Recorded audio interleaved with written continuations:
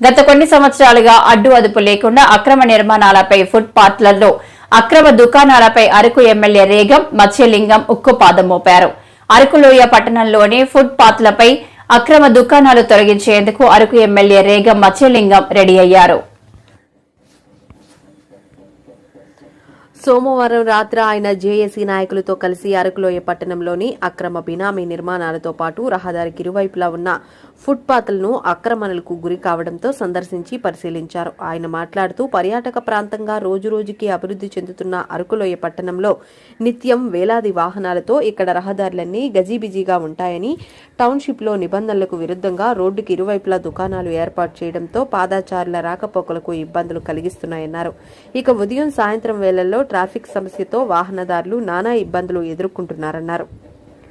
దీనికి తోడు రోడ్లను నాలాలను ఆక్రమించుకుని వ్యాపారులు ఆవాసాలు ఏర్పాటు చేసుకుంటున్నారని ఆరోపించారు. గత కొన్ని సంవత్సరాలుగా ఇదే పరిస్థితి కొనసాగుతున్నా సంబంధిత అధికారులు పట్టించుకోకపోవడం ఆగ్రహం వ్యక్తం చేశారు. అధికారులు స్పందించి రహదారులకు ఇరువైపులా ఉన్న ఫుట్పాత్లను నియంత్రించగలిగితే కొంతమేరకు ట్రాఫిక్ సమస్యకు పరిష్కారం లభిస్తుందని పలువురు గిరిజనులు అభిప్రాయపడుతున్నారని ఆయన పేర్కొన్నారు. ఫుట్పాత్లపై నిర్మాణాలు శాశ్వతంగా తొలగించాలని, రోడ్లకు ఇరువైపులా వెలుస్తున్న షెడ్లను, దుకాణాలను వెంటనే తొలగించాలని, లేకుంటే ఉపేక్షించేది లేదని ఆయన హెచ్చరించారు. ఇందులో ఆయన వెంట జేఏసీ నాయకులు తదితరులు ఉన్నారు.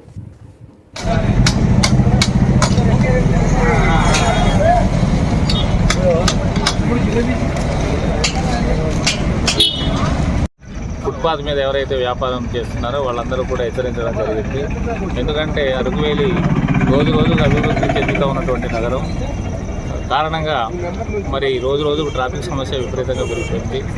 మరి ఫుట్పాత్ మీద నడిచేటటువంటి వాళ్ళకి అనుకూలంగా లేకుండా వ్యాపారస్తులంతా కూడా వాళ్ళ యొక్క సామాన్లు రోడ్డు మీద పెట్టి వ్యాపారం చేయడం అనేటటువంటిది చాలా బాధాకరమైనటువంటి విషయం. ఎందుకంటే ప్రజలు నడవాలనుకుంటే మరి రోడ్డు మీద నడుస్తుంటే వాహనాలు వచ్చి ఢీకొనే ప్రమాదాలు ఎన్నో జరిగి స్పాట్లో చనిపోయినటువంటి కారణాలు కూడా ఉన్నాయి. కానీ గతంలో మరి వీటి మీద ఎటువంటి చర్యలు పోలీస్ వ్యవస్థ కానీ, లేదనుకుంటే మండలాధికారి కానీ, లేదనుకుంటే రెవెన్యూ వాళ్ళు కానీ ఎవరు కూడా పట్టించుకున్న దాఖలాలు అయితే లేవు. కాబట్టి దీన్ని ఈరోజు ప్రధాన అంశంగా తీసుకొని మరి ప్రతి షాప్ ఎవడైతే నడిపిస్తున్నారో వాళ్ళందరూ కూడా మరి ఈరోజు హెచ్చరించడం అనేటువంటి జరిగింది. భవిష్యత్తులో ఎవరు ఫుట్పాత్ మీద మరి వ్యాపారాలు చేసినా సరే ఉపేక్షించేది లేదని చెప్పేసి హెచ్చరిస్తున్నాం. కాబట్టి ప్రతి ఒక్కరు కూడా మరి ఫుట్పాత్కి వదిలేసి ఖాళీగా ఎక్కడైనా స్థలం ఉంటే అటువైపు వ్యాపారం చేసుకోమని చెప్పేసి వాళ్ళకందరూ కూడా తెలియజేస్తున్నారు.